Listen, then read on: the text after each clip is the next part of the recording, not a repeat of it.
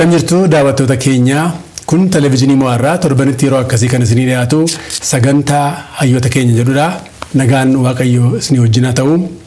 Egaan daawwattoota keenya qophii keenya torban darbee keessatti pirezidaantii dhaabbata tajaajila hafuuraa addunyaalessaa Leegaasii yookiin Leegaasii International Spiritual Ministry wajjin jalqabne kutaa lammaffaa fi isa dhumaa isinii dhiyeessina. Amma dhumaatti nu wajjin tura. Baay'ee gaariidha Obbo Yooseef. Amma gaa kuni kaayyoo guddaadha, mul'ata guddaadha, itti gallisaas baay'ee kan nama hawwatudha.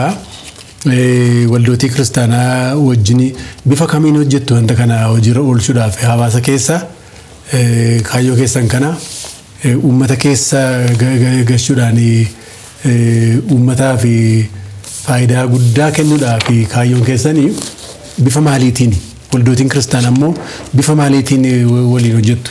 Akkamittiin wajjin hojjettu? Dhaabbata kam fa'i wajjin hojjettu? Xiyyeeffannaan keenya akka beektamitti karoorri keenya jirutti gaddaramaan karaa waldaa kiristaanaati. Waldaa kiristaanaatiin hojjennaa jechuudha. Dargaggoota isa jiru waldaa kiristaanaa keessa jiru. Ijoolleen isa jiru. Warri isa jiru waldaa kiristaanaa keessa jiru jechuudha. Achi jalqabnaa jechuudha. Waldaa kiristaanaa wajjin yeroo hojjennu akka isaanii dhaloota kanaaf nuufis carraa kennanii akka isaan leenjii kennuuf akka isaan barsiifnu akkasumas leenjisuu kan danda'an leenjifnee akka isaan bal'inatti dhaloota irratti hojjetanii karaa waldaa kiristaanaa hojjennaa jechuudha. Waldaa kiristaanaa duwwaa miti. Waldaa kiristaanaa immoo kan deeggaran jiru dhaabbattoota garaagaraa tajaajila garaagaraa hin jiru. Isaan keessatti warra ijoollee irratti fookasii qabanii dhaloota irratti qabanii dargaggoota irratti kan warra hojjetan jinis isaanis hojjechuudha jechuudha. Isa duwwaa miti. Ijoolleen dargaggoodhaa hafuuraa kan ta'an kan lamaffaa dhalatan naannoo barumsa isaanii irratti kolleejjis haa ta'u haayiskuulittis haa ta'u dhaabbanna mataa isaanii qabu. Isaanis immoo akka isaan waaqayyootti maxxananii jiraatan keessatti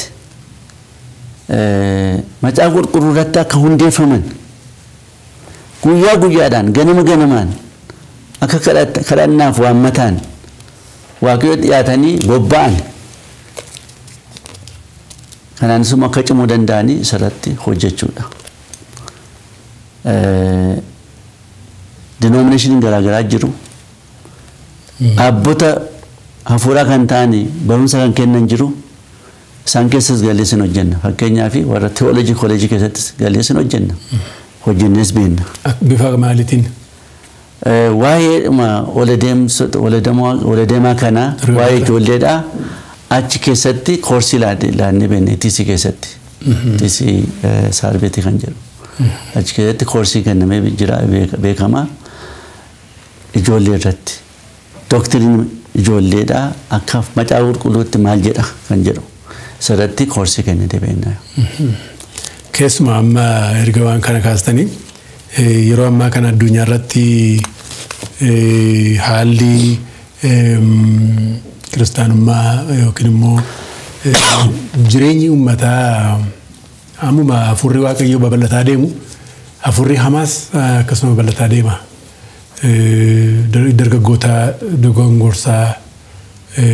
dogongoruudhaan barsiifata garaagaraa haruudhaan waaqayyo irraatii deebisaa jiru. Keessumaa dargaggoota kana irratti bifa maaliitiinidha waldaadhuma sana keessatti deemtanii barsiistu warra waldaadhaan hammataman immoo iddoo garaagaraa deemtaniiti kan barsiistani. Waldaan nu afeeru. Afeeranis beekuu inni leenjii laanna. Leenjii eenyuuf laannaa? Dura buutotaaf laannaa. Dargaggootaaf laannaa. Abbootii fi haadhotiidhaaf laannaa.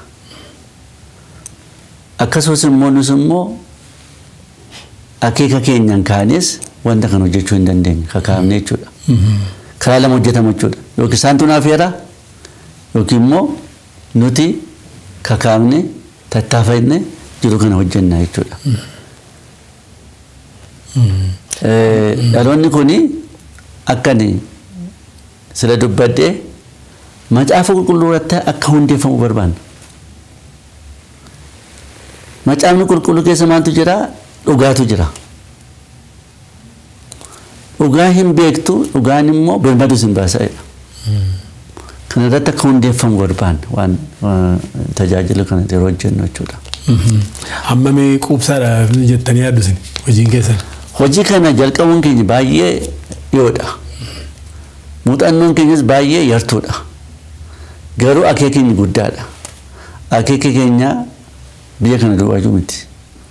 Bal'inatti iyyuu hojjechuu dandeenya jennee yaadna. Amma ammaatti garuu muuxannoo qabnu kuni lafa leenjilaannitti waan gaarii ilaalleerraa namoota appreciate godhaniiru. Dinqisiifataniiru.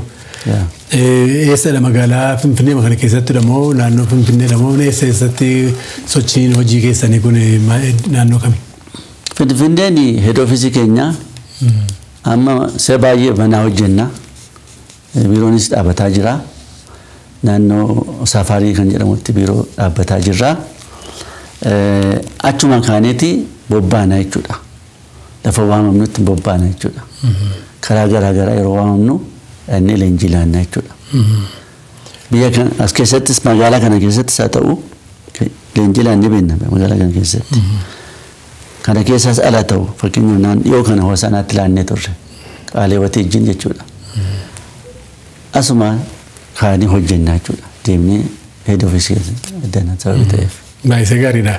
Hammamee beekamtaniitu jechuudha waldootii kiristaanaa hundumaa biratti beekamuu barbaachisa hojii keessan hojjechuudhaafi waldootii kiristaanaa baay'ee wajjinis walqunnamtiin keessan cimaa ta'uu qaba.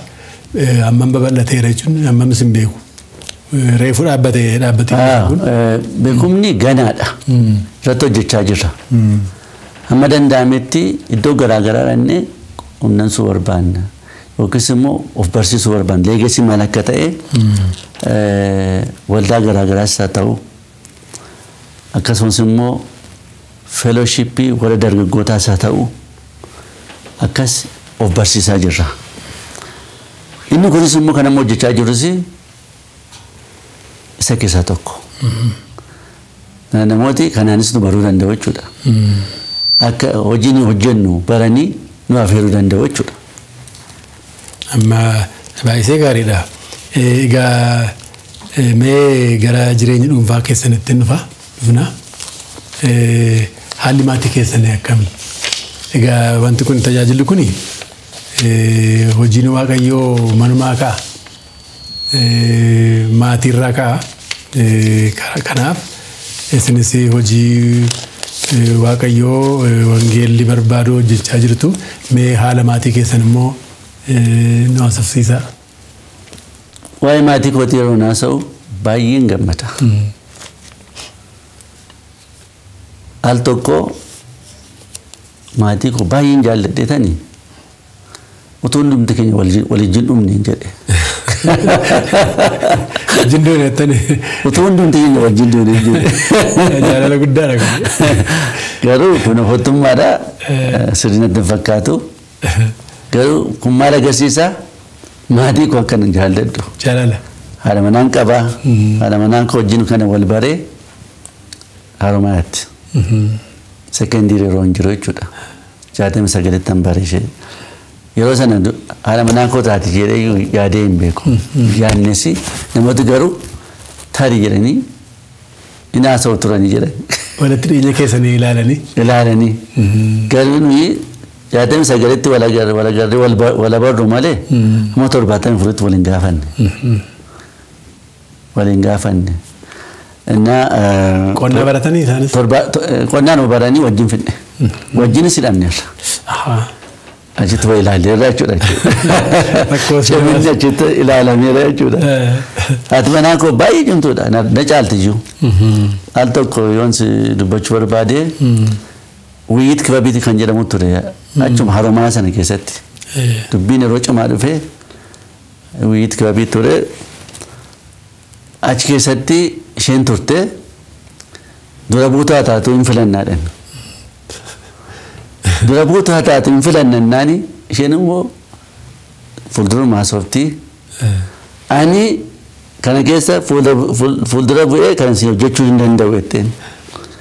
Maaliif jennaani an Marxism Leninism geggeessaa koo hin godhanne. Kanaafi kana dura bu'ee geggeessuu hin danda'u jettee. Marxism Leninismitti hin amanuanii. Itti namanu isaanis hin geggeeffamu. Kanaafis miseensa keessa galee isin geggeessuu hin danda'u jettee. Kana booddee warra achi jiran hundumtuu itti iyyanidhaan kan dhaga'eetan achi hin turre. Haalli qibsitu hiisii jedhan jira hiisii jedhan irras. Haalli qibsitu irratti ka'an hundumtuu irratti ka'ee tiyyee waan gochuu hin dandeenye keessaa baatee jechuudha. Jabinaan keessaa baatee jechuudha. Hidhaas keessatti dabartee jechuudha.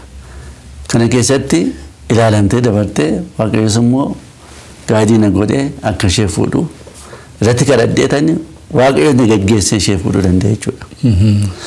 Kana booddee wal fuunee 77 wal fuunee 74tti wal gaafannee 77 wal fuunee waggaa 3 booddee jechuudha.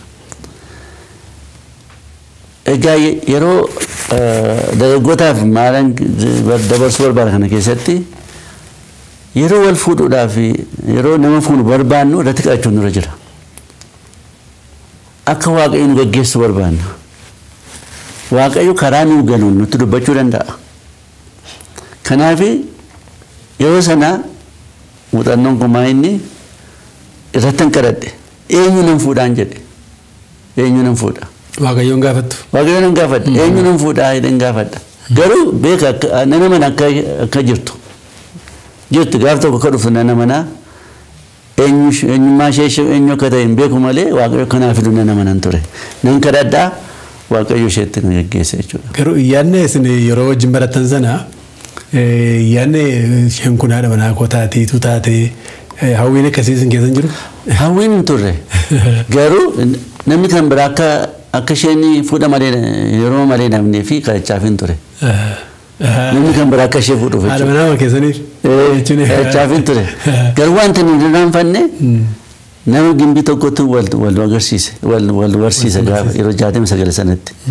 Iddoo ishee hin irraanfadhu. Iddootti wal barree jechuudha. Sana booddees immoo duukaa bu'ee calmalee keessi kun kadhataaf ture malee. Eenyu dhabu haati manaa keessanii? Balaayinesh Magarsaa jedhamti. Balaayinesh Magarsaa jedhamti. Keessi kun kadhataafi garuu haadha manaa kootii taate jedhee miti. Ijoollee waaqayyoo taate wajjin guddanne waan akkasii yaada malee kana yaadatu garuu booddee waaqayyoo gara sanatti nu geggeesse jechuudha. Kana booddee wal fuunee mucaan duraa dhalate mucaan dhiiraa tokko dhalate kana booddee mucaa durbaa dhalate waggaa 7 booddee immoo mucaa dhiiraa ammas dhalate isa booddees dhiira tokko dhalate dhiira 3 fi durba tokko qabnaa jechuudha. Inni dhiironni duraa suni barumsa isaatti cimaa ture Bahar Dar University fixe injiinaringiidhaan fixe ture kana booddee bakkee deemee maasters isaas hojjetee PhD isaas hojjetee electrical engineeringiidhaanii amma Ameerikaa keessaa kubbaana ta'u keessaa hojjechaa jira jechuudha. Fuudheedhaa mucaa qaba. Karaasaa ijoollee agarreerraa jechuudha. Akaakayyuu taataniitti. Akaakayyuu taataniitti. Isheen durbaasi Jimma University fixe.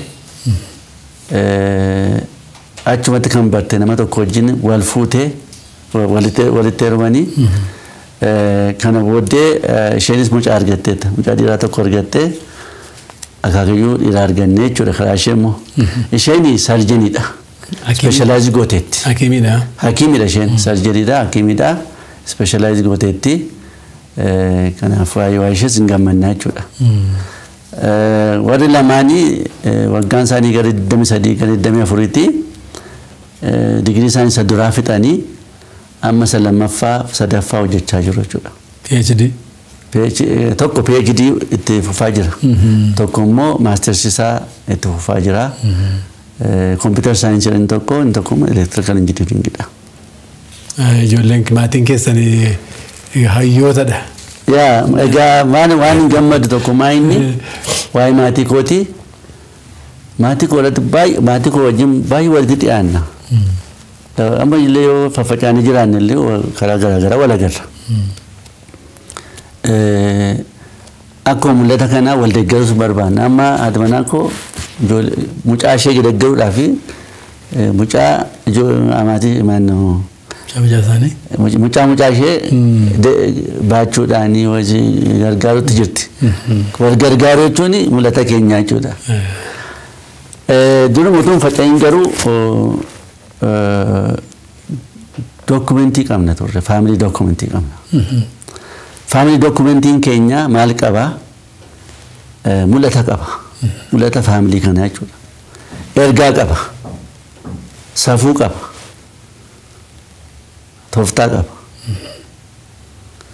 Fakkeenyaaf mul'anni keenya maa inni?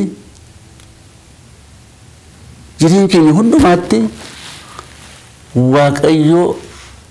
Waaqayyoon ulfeessuudhaaf jaalala isaatiin jiraachuudha. Mul'ati keenya. Waan hin jennu hundumaatti akka Waaqayyoo ulfinni isaa nu keessatti ilaalamuuf jechuudha. Ergaan keenya immoo nama tu gargar hin baasini karaa ta'e hundumaa gargaaruudha. Holistically nama gargaaru amma danda'ametti. Kun egaa kadhataanii hafuura qulqulluu irratti deeggaramuudhaan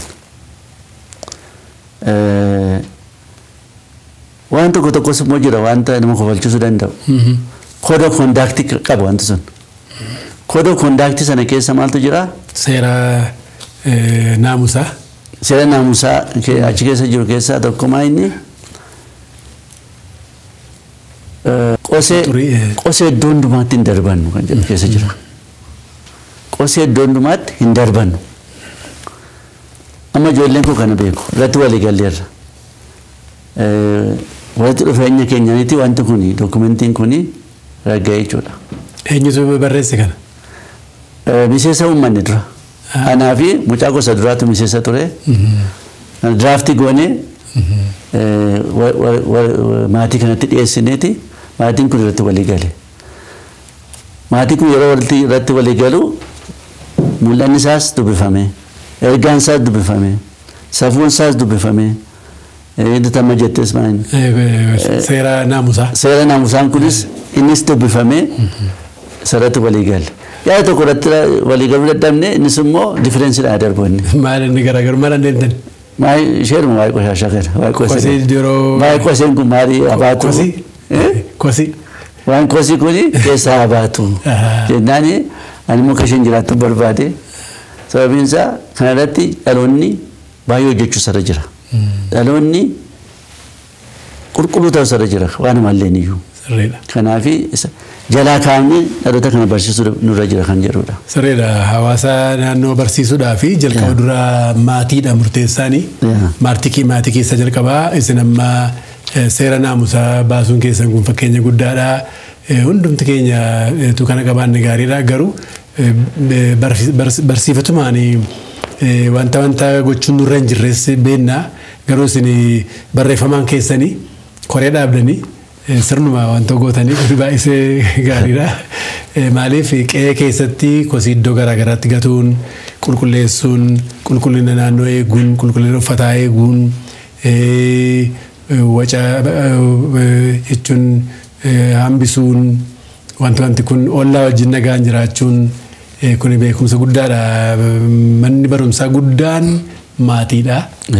Dhugaadhumatti fakkeenyummaa guddaadha kuni. Baay'ee gaariidha. Akkamittiin gara gooftaatti dhuftan isin dura haroomaattis yeroo barachaa turtanis akka waldaa jala jirtan natti himtanii turtanii ibsanii turtanii gara gooftaatti jalqabuma isaa akkamittiin dhuftani? Ani wangeeluma keessatti dhaladhe. Wangeeluma maqaan Yesuus keessatti dhaladhe. Abbaan koos haati koos amantoota turan. Yeroo dhalanne kaanee macaan qulqulluu mana keessatti hin dubbifama ture. Kadhannis hin godhama ture. Hundiin keenya achi jechuudha. Garuu yeroo fagaachaa deemnu dhalootaa fi muuxannaa kenna. Yeroo fagaachaa deemnu garuu waan birmadu argannu nutti fakkaate waaqarraa fagaachaa deemne. Biyya lafaa hordofuu. Yeroo high school dhannus fagaanni yeroo deemnu waan gaarii argannu nutti fakkaate karaa biyya lafaa keessa gallaa jechuudha. Yeroo kolleejii gallees akkasuma baay'ee irraa fagaanne waaqayyoorraa. Kun egaa rakkina dargaggoota baay'eeti. Anis keessa darbeera jechuudha. Hundumti keenya kana. Hundumti keenya darbeera. Yeroo first year ture waan tokkotu narra gahe. Ani mathematics baay'een jaalladhan ture. Yeroo high school ture. Herreega. Nan jaalladhan ture. Barsiiftuu keenya illee natu gargaara ture. Garuu wanta ta'e hin beeku first year irratti diin argadhe.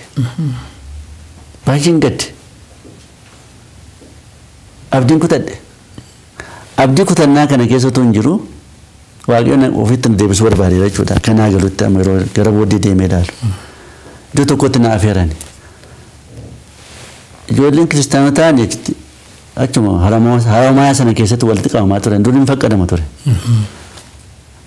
Achi nan dhaqan ture. Atteendiin godhan ture. Waan hin gaddaname itti fakkaate. Ani badeera. Waan hin gaddaname itti fakkaateeti. Biyya lafaa keessa galtan. Galeera ani galeera. Kottuu walitti qabama hafuuraa tokko jiraanan jedhan. Iddoon sun immoo 66 egaa kun. Soodaritti geggeeffama ture. All over the country walitti dhufaniiti warri fellowship sun dhufanii achitti wal argu turan. Ani nan dhaqe. Bashannanni jira kaayee. Bashannana jireen dhaqe. Garuu waaqayyo achitti dursee namichi tokko tu barsiisu nan gabaabsa dubbisaa dubbiin dubbatu sana keessaa waaqayyo laphee koo hin tuqe. Amma iddoo sanatti kaa gooftaa fudhadhaa kan hin jedhu hin jiru. Hundumtuu kiristaana kaayi. Haala kan gooftaa fudhattan kaa dhaabadhaa kan jedhu namni achittis hin eegamu. Fellowship sababii ta'eef jechuudha. Hundumtuu kiristaana. Ani garuu yeroo namichi suni mishineerii tokkotu dubbata ture barsiisaa ture. Achuma taa'eetanii murteeffadhe. Har'aa ka'ee gooftaa Yesuus duukaan bu'an jedhe. Duus beekaa waa'ee isaa dhaga'eera gooftaa Yesuus nan kongodhe jechuudha. Karaa jalattan irraati gara nan deebi'e jechuudha. Qajeelummaatti deebitanii. Deebiseen fudhe jechuudha. Nan fudhe jechuudha. Si duukaan bu'a har'aa kaaseen jedhe. Firooti koo na beeku turanii gaa. Firooti koo Finfinnee keessa turanii maal akkan ture beeku. Si'ani walitti qabama sanarraa deebi'ee galu na wallaalan. An gaddarameera. Duu wajjin dhunna turre dhugaatiin nan dide. Soddaan koo jiran dhugan ture. Nan dide dhugaatii. Maal hin jenne? Waan ta'e tokko jiran jedhe gaa. Isaaniif hin gadeerrasi. Tuleen gaafadhe garuu. Yeroo maal irratti ilaaltanii jedhee gaafannaani nutti geddaramtee naan jedhan. Nutti geddaramtee naan jedhan. Wanta akkasii jira yeroo haalli namaa geeddaramu gara gooftaatti yeroo dhufu namoota baay'eedhaa fi oodatti ta'a jechuun wanta haaraatti ta'a. Wajjin dhuganii warri hiriyoonni wajjin dhugan kun maal taate si dhukkubee maaliif nuddu jedhu anis narra gaheera waan akkasii kun. Lakki nan dhukkubne hin jedhe anis yeroo tokko akkuma hin geeddarameen. Maaliif kana isaanitti labsuudhaaf yeroo haasofnu isaaniin galu. Gooftaa Yesuusitti deebi'eera qoosaatti fakkaata wanta barbaachisaa hin taane wanta dhimma bu'aa qabutti lakkaa'an isaan. Biyya lafaa kana malee. Kun keessa dabarreerraa garuu yeroo achi barataa turtan sana eessatti waaqeffattu turtan yeroo bara dargii sana haramaa keetti. Yeroo haramaa turre guddinni keenya fellowship keessa ture. Walitti dhufeenyuma kiristaanotaa jechuudha. Achi keessatti guddanne. Yeroo achi beemoo wajjin hin deeme. Achitti yeroo wantoota taatanii eessatti walitti qabamtanii waaqeffattu waaqayyoon. Achuma keessatti gibbii sana keessa yeroo nuuf faqqadama ture. Akkasii. Kifiliin tokko number 5 jedhamti. Achitti sanbata guddaan walitti qabamna. Kun amma 67 ture kun walitti qabamuu kan dandeenye.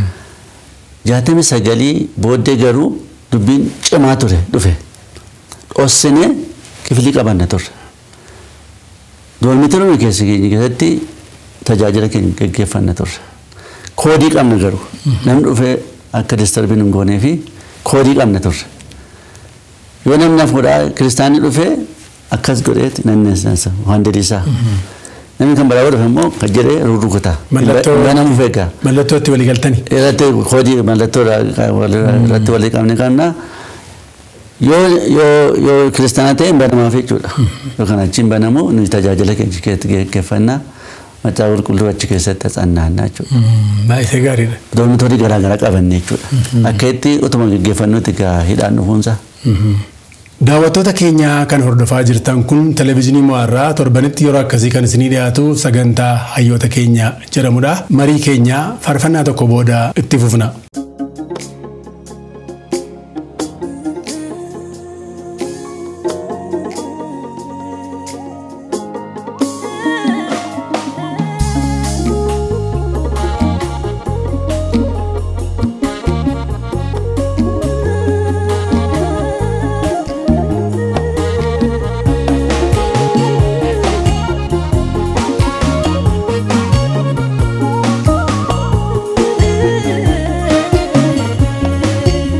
Daganne olmaa kee kaleessa daganne gocha kee kaleessa daganne harka guddisa kee daganne lafaan kaasuu kee daganne olmaa kee kaleessa daganne gocha kee kaleessa daganne harka guddisa kee daganne lafaan kaasuu kee indagadhu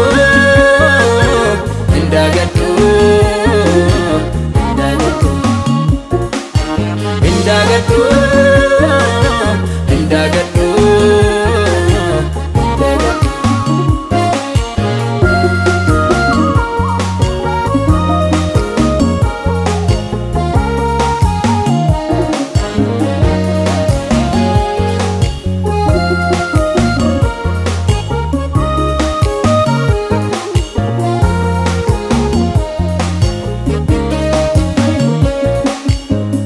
Zike karaa kombutanne rakkina koofirrina nubanne ana kufuuf lafa laalaa jiru naaf dhufee waaqni dhaakoo jiru Zike karaa kombutanne rakkina koo namni naa nubanne ana kufuuf lafa laalaa jiru naaf dhufee waaqni dhaakoo jiru Daganne olmaa kee kaleessa daganne gocha kee kaleessa daganne harka guddisa kee daganne lafaan kaasuu kee daganne olmaa kee kaleessa daganne gocha kee kaleessa daganne harka guddisa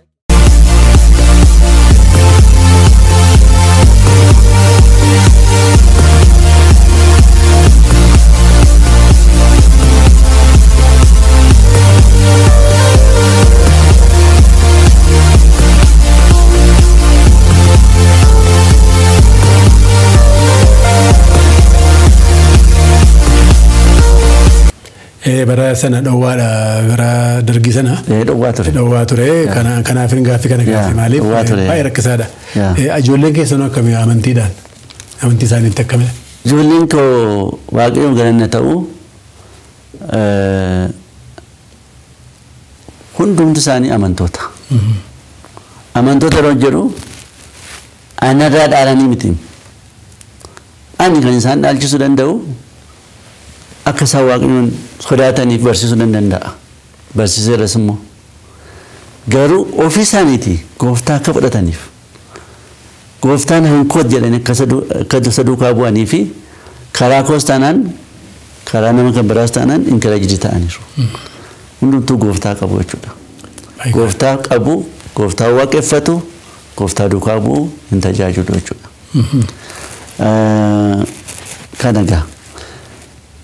Kun immoo baay'ee na gammachiisa. Kana caalamuu hin jiru. Kana caalamuu hin jiru. Wanti guddaan wanti bu'uuraa kanadha. Gara biraa amma biyya alaaf adeemtanii tajaajiltanii beektu Itoophiyaadhaa ala. Ala deemee moo? yookiin immoo iddoo Itoophiyaa keessattis iddoo garaagaraatti tajaajila faalaa taniitu. Yaa tajaajila kenna adii sittaniin egaa eegini hojii mootummaa irraa dhufee Finfinneen galeen ture. Finfinnee galee guutuu wangeelaan gale. Guutuu wangeelaan gale. Achitti waaqeffannaadhaaf achi keessan galee jechuudha. Waldaa kiristaanaa guutuu wangeelaan galee jechuudha. Achi keessatti tajaajilaan ture. Dura buutuu ta'es hojjedheera. Hoggana jettu. Sanuma lamaan. Dura buutuu ta'e hojjedheera. Karaa tajaajila garaagaraas immoo tajaajileera. Saduwaa miti yeroon bakkee jiruudhaaf deemu. Jiruudhaaf sababa baay'ee bakkee deeman ture. Yeroon World Vision Compassion ture. Biyya alaa. Yeroon bakkee deemu warri biyya alaa jiran. Biyya kam? Biyya Ameerikaa fa'aa fakkeenyaaf. Biyya Ameerikaa biyya Keenyaa fa'aa kan isa baay'ee deemaa ture. Yeroo achi deemnu darbanii waldaan kiristaanaa akka nu tajaajiluuf yeroo nu kennu. Laammoo dhiyoo kanallee tajaajileen dhufe. Tajaajilli tokko eegin leegasii kana irratti hojjechuu itti ka'ee kennaa maannoo ergaan dabarse waldaa tokkotti maayinni dhaloonni waaqayyoon hin sodaanne akka hin kaane kan jedhu irratti piriichii godhe. Lallabdani. Irratti lallabee. Kanammoo ittiin fufa. Waaqayyo sumna gargaara. Sirriidha. Amma baay'ee gaariidha. Karaa wangeelaatis tajaajiltu.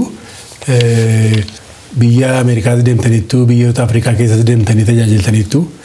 Maa inni mee kiristaanummaan biyyoota Ameerikaa biyya Afrikaa kana mee sochiin isaanii maal fakkaata? Hammam waaqayyo wajjin walitti dhiyoo jiru kan jedhu mee wantoota maaliif amma biyya Ameerikaa kana keessatti yeroo ammaa kana balaa baay'eetu gaggaa jira. Takka yeroo tokko abiddi ka'ee uummata baay'ee fixee yeroo gara biraa qilleensi bomboleettiin ka'ee uummata baay'ee jireenya isaaniirraa mana isaaniirraa buqqaasee yeroo gara biraa immoo bokkaan wantoota balaa guddaa geesseera. Yeroo gara biraa immoo akkasuma yeroo isa fulbaana 11 Osama bin Laden balaan ga'e suni yeroo baay'ee garaagaraa wanta akkasii kun jira. Wangeelammoo kan gara biyya keenyaatti fidanii faranjoota ergamoota Siidinii Awurooppaa irraa Ameerikaa irraas dhufanii biyyattii kana keessatti waldootii dhaabuudhaan wangeelli biyya keenyaa har'aa kana keessatti akka babal'atu kan godhan isaanidha. Yeroo kana ilaallu kiristaanummaan sun maal fakkaata? Dhuguma yeroo balaan isaan irra ga'u kuni waaqayyo irraa fagaachaa deemuu isaaniiti immoo maa'inni jaallachuun qabaani. Waaqayyo gargaaree biyya Ameerikaa salgan tokko dhaqeera. Hojiifis maatiidhaanis dhaqeera. Biyya Afrikaa Keenya gara ala 20 gara deddeebi'eera. Suudinii dhaqeera. Biyya Ingilizii dhaqeera. Gara Eeshiyaa keessas biyya tokko deemeera. Wanta observii godhe maa inni? Wanta hubattani? Wanta ilaalee jechuudha. Wanta argee dhalooti baakslaadii godheera. Gara booddee deebi'eera. Akkuma isa baay'ee yeroo dubbatamu dhageenyu lafitti walitti qabaman kiristaanonni walitti qabamaa turan waldaan isaanii jechuudha manni isaanii gurguramaa jira. Waldaan kiristaanaa? Waldaan kiristaanaa waaqeffatani? Itti waaqeffachaa turan. Awurooppaa keessaas Ameerikaa keessaas gurguramaa jira. Warri hundi amantii garaagaraa illee bitachaa jiru. Maaliif kun ta'uunsaa? Dhalooti kan iddoo bu'u waan hin qophoofneef. Kanaaf leegasii kan hojjechuu barbaada. Akka duwwaan hafneef. Dhalooti akka waaqayyoon hordofuudhaan akka itti fufaniif. Akka itti fufaniif. Akka inni sun nurra hin geenyeef. Duwwaa akka namneef. Dhaaltota akka hin dhabneef. Leegasii kan hojjeta. Yoo haadha jabaachuudhaa baanne yoo haadha jabaanne hojjechuudhaa baanne ijoollee irratti gadameessa keessa kaane hojjechuudhaa baanne akkasa ta'uu dandeenya. Akkasa taanaan immoo akkama jettu balaa garaagaraa nurra bu'aachuudha. Eekamsi waaqayyo. Eekamsi garaagaraa nutti dhufuu danda'a. Macaafa qulqulluu keessatti akka yeroo ilaallu ijoolleen Israa'elii namni tokko kan waaqayyoon sodaatu hin darbe jedha. Inni dabarree naani waaqayyoon kan hin sodaanne hin ka'e jedha. Dhaloota waaqayyoon sodaannetu ka'e jedha. Waan waaqayyoo Israa'eliif hojjete kan hin beeknetu ka'e jedha. Leegasiin kan hojjetu dhaloonni kun sadarbees akka hubatu sammaas hubatee fudhatee akka darbu waan gaarii fudhatee akka daddabarsu gaarummaa waaqayyooti. Gaarummaa waaqayyoo dhalootaa dhalootatti akka darbu kana kan irratti hojjechuu barbaanna. Akka sana balaa garaagaraa rakkina garaagaraa keessaa akka hin galleef jechuudha.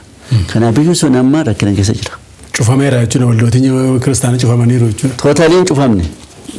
Namooti umuriin isaanii gurguddaa ta'an argamuu danda'u. Yeroo dadhabanii yeroo biilii kaffaluu dadhabanii gurgurtaatti deebi'u jechuudha. Carataatti baafatu jechuudha. Akkas wanta ta'aa jiru. Lafitti warra biyya kanaa dhaqanii kan kennan jiru. Itti maayii ba'aa jiranii. Lafitti immoo gurguru. Rakkina akkasii jira biyya sana. Nuyi amma abdii qabna. Biyya Afrikaa hoo? Biyya Afrikaa keessaa akka Awurooppaa mitan isaanii. Isaan totochaan hafuuraa baay'ee jirachi. Kan nama gammachiisudha achi. Biyya kanaa abdii qabna jedhanii jaadan. Waldaa yoo ilaalte baay'een waldaa keessa kan jiranii dargaggoota. Ijoolleedha. Kan waldaa duwwaa miti biyya kana keessa illee dargaggoota ijoollee baay'ata. Yoo waldaa kiristaanaa keessa ijoolleen fi dargaggooti baay'atanii abdiin jira jechuudha. Garuu of eeggachuun irra jira. Dhaloota kanas immoo of eegsisuun irra jira. Akka isaanii gara booddee hin deebineef. Akka isaan cimanii waan gaarii fudhatanii itti fufaniif. Dhalootatti gaarummaa waaqayyoo akka darbuuf akka dubbataniif isaan irratti hojjechuun irra jira jechuudha. Yoo hojjechuu baanne dhaloonni kunis gara booddee deebi'uu danda'a. Amma dhiyoo kana gullisoon ture. Gullisoon ture dura buutuu waldaa kiristaanaatti leegasii barsiisaa wajjin haasa'an ture. Lubbi tokko maal naan jedhee waldaa kiristaanaa maqaan Yesuus keessa kan hojjetudha. Ani jedhe baay'ee dubbiin isaa naphee keessa galee. Ani yeroo inni tajaajilaaf dhaabadhu jedhe dhalooti na booddee jira jedhee yaadu jedhe. Rakkinni uumamutti ka'eera jechuudha. Kanaafi wanti kun cimee yoo nutti dhufee rakkinni keenya hundeeffamaa yoo deeme booddee backsliding generation kun hin baay'ata jechuudha. Gara booddaatti deebi'uun hin dhufa. Kanaafi of eeggachuun irra jira.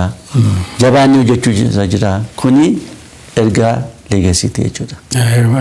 Kaayyoo gaariidha dhaabbati keessan leegasiin intarnaashinaaliin kun baay'ee gaariidha. Amma kameeraa sochiin biyya keenya keessatti kiristaanummaan biyya keenya keessatti sochiin biyya keenyaa. Amma dargaggooti baay'ee iddoo baay'eedha waaqayyoon galateeffadha dargaggoon baay'ee hojjechaa jiru. Iddoo hundumaatti rakkina jiraachuu miti. Lafitti rakkina jiraachuu danda'a. Faarfattoota yeroo ilaallu baay'ee jajjabaan. Warra sagalee waaqayyoo barsiisanii dargaggoota yeroo ilaallu jajjabaan. Garuu asirratti dhaabachuun irra jiru. Kompileesentii ta'uun irra jiru. Jabaanii hojjechuun irra jira. Jabaanii hojjechuun irra jira. Isheenuma amma agarru kana ilaallee of dagachuun irra jiru. Of hin dagachuun irra jiru. Jabaanii hojjechuun irra jira. Dargaggoon kun warra tajaajilaa jiran kun baay'inaan ciminaan hojjetanii kavereejiin isaa akka inni baay'atuuf jechuudha. Sirriidha.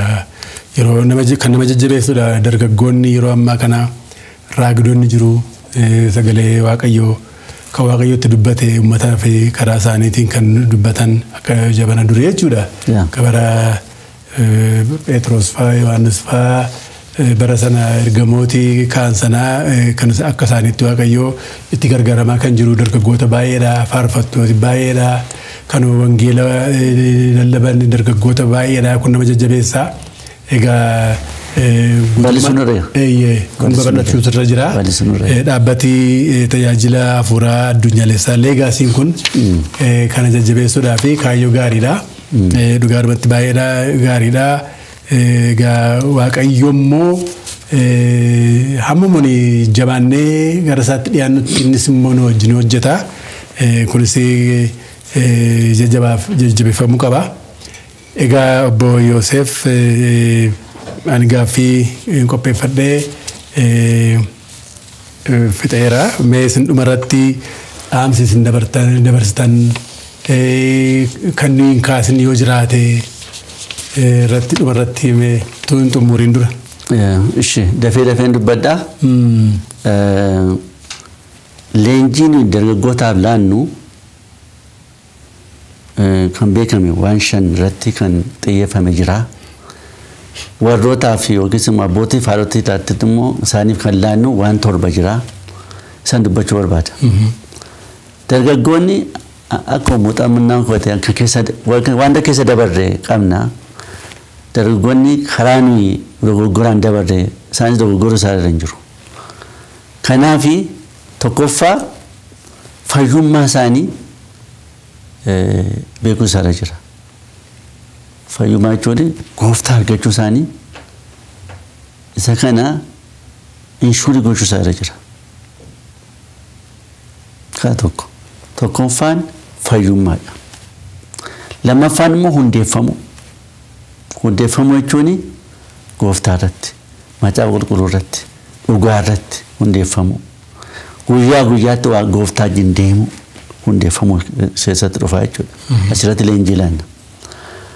Sadaffaan immoo quunnamsiifamuu jechuun komaa inni quunnamsiisuu nama garaa garaatti hingata.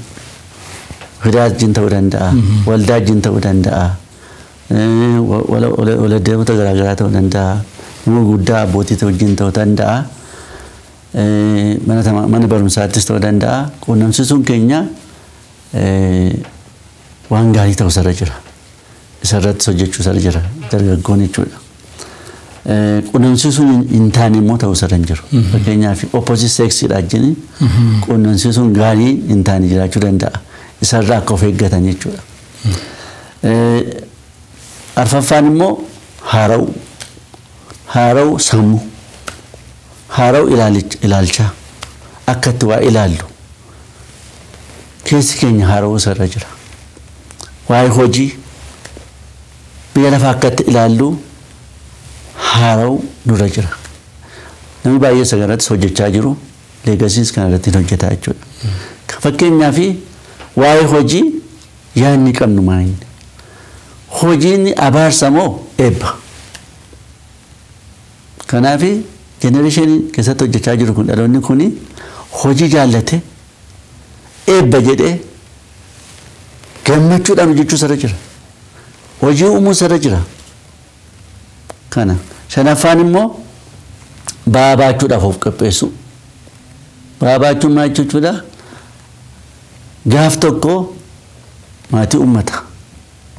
Gaaf tokko waldaa keessa gala. Ammas jira ta'a. Gaaf tokko hawaasa keessa wanta hojjetu qabata.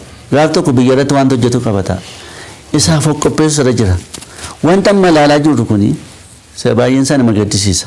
Akka itti gaggeeffamtu biyyi kun. Kanaaf geddarama hafuuraatiin keessi isaa geddaramee haara'ee ba'aa baachuudhaaf of qopheessu irra jira jechuudha. Kan haadhotiidhaaf immoo kan qabnu maa inni hubannaa akka qabaatan ijoolleen kennaa waaqayyo akka ta'an hubannaadha tokko. Lammaffaa immoo ijoollee waaqayyo isaaniin kenne balaa garaa garaarra oolchuu isaanii jira. Sadaffaan immoo wal fakkaata garuu waan garaa garaa waan isaan miidhuu danda'u jalaa baasuu isaanii jira. Fuudhatanii jalaa baasuu jechuun waan isaan miidhuu danda'u jechuudha. Arfaffaan immoo agarsiisuu. Agarsiisuun maa inni maatii keessatti kan jiruun baay'ee hojjetamuu irra jiru. Akka namoonni waldaa keessatti hin hojjetama dhugu. Garuu maatii keessatti jalqaba. Maatiin kun abbaa fi haati warri ijoollee isaaniitti jireenya gaarii agarsiisu irra jira. Jireenyi kiristaanummaan isaanii fi adeemni isaanii wal fudhachuu irra jira. Isa kana ilaalchisanii guddisuudhaaf akka isaan cimaniif jechuudha. Akka isaan gufachiifneef jechuudha. Of eegsisuu yookiis maasxanqaq. Akeekkachiisuu. Dhaloota kana wanta fuuldura jiru agarsiisuun irra jira. Inni akkasiis fuuldura jira of eeggadhu jechuun irra jira. Maatii keessatti jalqaba kunis. Ja'affaan immoo kennuudha. Waaqayyo dabarsine kennuu irra jira. Hunduma isaa hin dandeenyu. Waaqayyo dabarsine kennuu irra jira. Waaqayyo duwwaa miti immoo namoota garaagaraa ogeessotattis ijoolleen keenya nurraa fagaatanii yeroo deemanii waldaa kiristaanatti kennuu irra jira. Fakkeenyaaf nu biraa ba'anii iddoo kan biraa dhaqanii waldaa kiristaanaa achittis akka isaan wal qabatanii deemanii fi kennuu irra jira. Lubachi akka qabatu qabee mucaa keenya tajaajilu itti kennuu irra jira. Akka isaan mentorii argataniifis itti kennuu irra jira. Inni xorofaan dhumaa dabarsuudha. Dabarsuun maal? Nu gaaf tokko dabarra. Amma maata siin geenyerra. Isa siin geenye kana fudhatanii akka darbanii fi itti gaafatamummaadhaan ba'aa baatanii akka deemuu danda'anii fi maatii keessatti jalqabuu irra jira jechuudha. Maatiin ijoollee isaatti waan dabarsuu qaba jechuudha. Inni kun immoo akka ta'utti ta'uu irra jira jechuudha. Kana egaa kana kan tokko dubbachuu barbaade ergaan dabarsuu barbaadu maa inni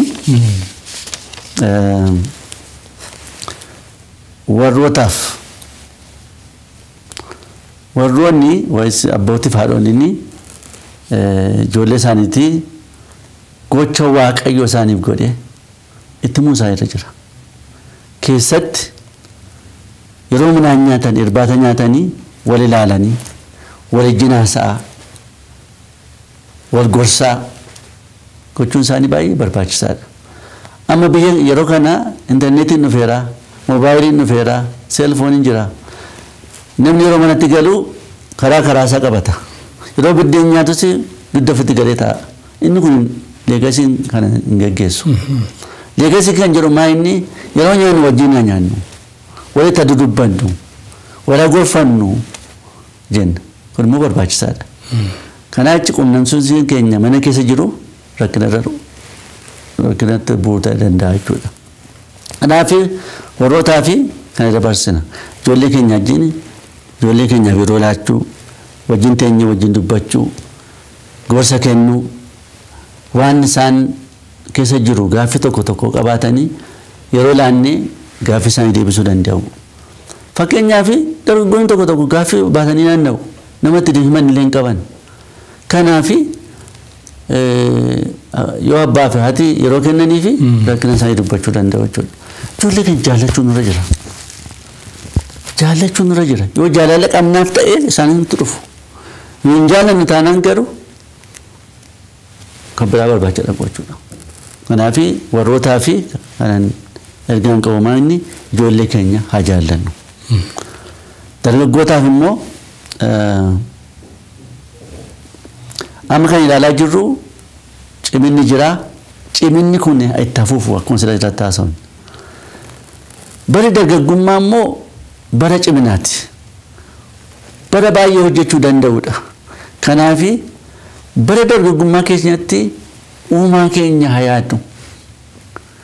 Bara dargaggummaa keenyatti uumaa keenya yoo yaadne inni hafe barri keenya gaarii ta'anu jechuudha. Eebbaan dhumaa jechuudha. Sila dargaggootaaf kanan jedhu maa inni bara dargaggummaa keenyatti uumaa keenya haa yaadnu.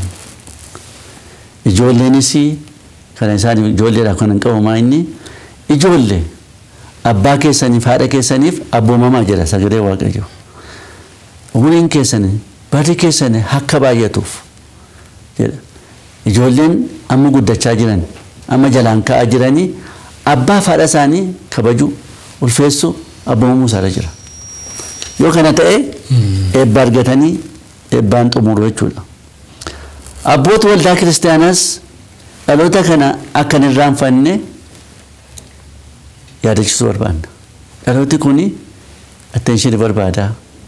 Kanaafi akka isaan jaallannus isaanitti agarsiisuu nurra jira. Si'a baay'ee dargaggoon maal jedhu warri abbootiin keenya baay'ee nu hubatanii jedhu. Nu hubatan jedhu.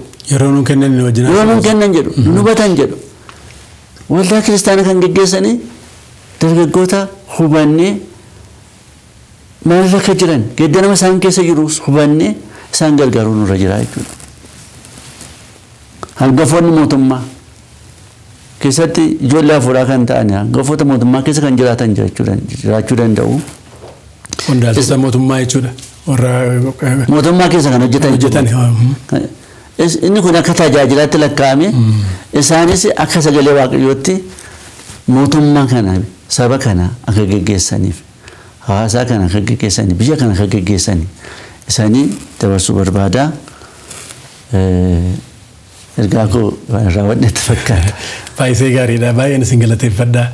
Obbo Yooseef Imaanaa pirezidaantii dhaabbata tajaajila hafuuraa addunyaalessaa Leegaasii dhugaadhumatti turtii gaarii ture yaada baay'ee nu ibsitanii waan baay'ee nu barsiistanii muuxannoo keessan nu hirtanii kanuma akka nu hirtanii fi isin waamnee nu kabajdanii asitti argamtanii kana waan ibsan nu kennitaniif maqaa daawwattoota keenyaa fi maqaa televezyiinii mo'aatiin baay'een isin galateeffadhaa. Fayyaa ta'aa isiniin jedha. Fayyaa. Anis baay'een gammadee iddoo kanatti argamuu kootii fi televezyiinii mo'aa irratti affeeramee yaadan qabu akkan hirmaadhuuf carraa naa kennamee fi galatooman jedha. Daawwattoota keenyaa kan hordofaa jirtan kun televezyiinii mo'aa irraa torbanitti yeroo akkasii kan isinii dhiyaatu sagantaa hayyoota keenya jedhamudha. Nagaan waaqayyoo isinii wajjin haa ta'u. Egaa torban lamaa fi pirezidaantii dhaabbata tajaajila hafuuraa addunyaalessaa Leegaasii yookiin afaan Ingiliziitiin Leegaasii International Spiritual Ministry wajjin marii gochaa turree asirratti goolabnaa. Obbo Yooseef Imaanaa maqaa televezyiinii mo'aa fi maqaa daawwattoota keenyaatiin baay'een isaan galateeffadhaa. Isinis waan hordoftaniif baay'ee isin galateeffannaa. Nagaan waaqayyoo isinii wajjin haa ta'u.